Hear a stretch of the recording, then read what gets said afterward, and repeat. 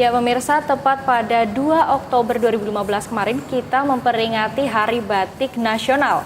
Dan bahkan sejak disematkannya Batik Indonesia sebagai warisan budaya dunia, Yogyakarta juga diberi penghargaan oleh World Craft Council sebagai kota batik dunia pada 2014. Ya, namun tentang predikat tersebut kini terancam dicabut pasalnya. Indonesia, khususnya Yogyakarta sendiri mengalami masalah dalam hal regenerasi perajin batik karena ternyata minim sekali minat generasi muda untuk melestarikan batik.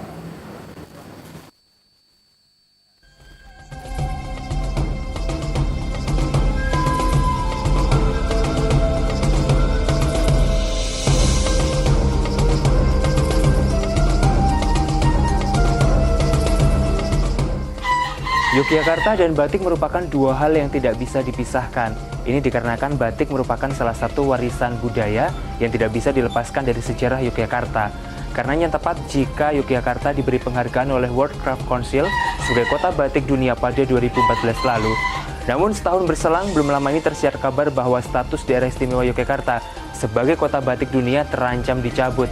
Sebab regenerasi perajin batik di Yogyakarta sedikit terhambat oleh sedikitnya minat khususnya generasi muda untuk meneruskan pekerjaan sebagai perajin batik. Lantas, benarkah demikian?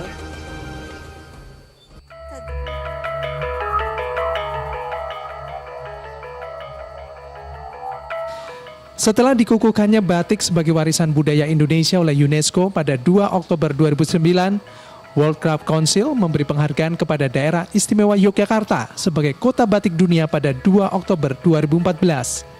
Pengukuhan Yogyakarta sebagai kota batik dunia karena batik dan Yogyakarta ibarat dua sisi mata uang. Batik merupakan warisan budaya yang tidak bisa dilepaskan dari sejarah berdirinya Nagari Ngayogyakarta Hadiningrat. 1 tahun pasca ditetapkannya Yogyakarta sebagai kota batik dunia, beragam event digelar guna memeriahkan perayaan Hari Batik Nasional dan peringatan pengukuhan predikat tersebut. Salah satunya dengan digelarnya Festival Jogja Kota Batik Dunia. Sayang, kemeriahan Festival Jogja Kota Batik Dunia tidak diimbangi dengan animo pengunjung. Gelaran Festival Jogja Kota Batik Dunia cenderung sepi dari pengunjung. Akhirnya tersiar kabar, predikat Jogja sebagai kota batik dunia terancam dicabut lantaran sedikitnya minat masyarakat, khususnya generasi muda, untuk menjadi perajin batik. Memang bisa dikatakan mengkhawatirkan karena jenis usaha makin banyak sekali.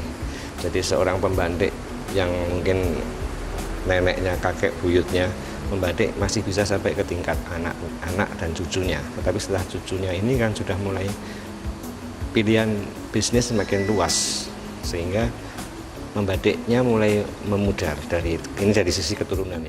Ya, dalam penentuan predikat yang berusia 4 tahun tersebut ada 7 kriteria yang mendasari World Craft Council memberikan Yogyakarta dengan predikat kota batik dunia. Dan setiap tahunnya akan ada evaluasi dari setiap faktor. Regenerasi pembatik hanya merupakan salah satu dari 7 faktor dalam pemberian predikat Jogja sebagai kota batik dunia. Dan permasalahan regenerasi ini menjadi masalah klasik dalam perjalanan batik di Yogyakarta. Saat ini banyak perajin batik telah lanjut usia, sementara anak-anak muda kurang memiliki minat untuk menjadi pembatik. Fenomena ini terjadi di desa-desa yang merupakan sentra perajin batik. Pokoknya kalau anak zaman sekarang di dusun sini, itu setelah selesai SMA kebanyakan cari kerjaan di luar. Ada yang pelayan toko, ada yang di pabrik rokok, ada yang di konveksi, pokoknya macam-macam anak-anak sekarang di dusun sini itu nggak ada yang ingin belajar batik. Perajin batik ini kan selama ini kalau kita bicara dari secara materi dari hasil itu kalah dengan para pabrik-pabrik yang bermunculan sekarang ini. Jadi itu menjadi kendala yang utama buat kita selaku pengusaha batik. Tidak dipungkiri, rendahnya minat generasi muda untuk terjun menjadi perajin batik adalah karena upah yang diperoleh terbilang sedikit. Perajin batik asal desa Ngentarejo, Kulon Progo, Puryanto mengaku, berbagai upaya telah ia lakukan untuk menarik generasi muda agar terjun menjadi pembatik. Di antaranya dengan memberikan penghasilan yang sesuai dengan UMK. kalau perajin itu nanti merasa untung bekerja di tempat kita, otomatis nanti generasinya pun akan banyak gitu. Menurut Dinas Perindustrian Perdagangan dan Koperasi DIY, pihaknya telah mengupayakan adanya regenerasi pembatik dengan mewajibkan kegiatan membatik sebagai muatan lokal di sekolah. Bahkan ada yang memasukkan pelajaran membatik ke dalam kurikulum di sekolah. Generasi bisa anaknya, bisa cucunya katakanlah. Nah, juga dilakukan terhadap aspek pendidikan formal. Jadi dari dunia pendidikan itu juga ada kurikulum yang mengajari bagaimana cara membatik.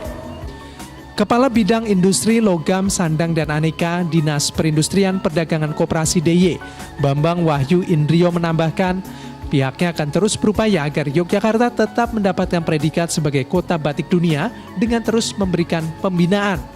Pembinaan tidak hanya dilakukan dengan sistem sosialisasi, tetapi sampai pada tahap menyediakan pasar bagi para perajin batik berkualitas. Kita membina dari segi kualitasnya, kemudian dari SDM-nya juga, dan juga kita juga menyiapkan pasarnya.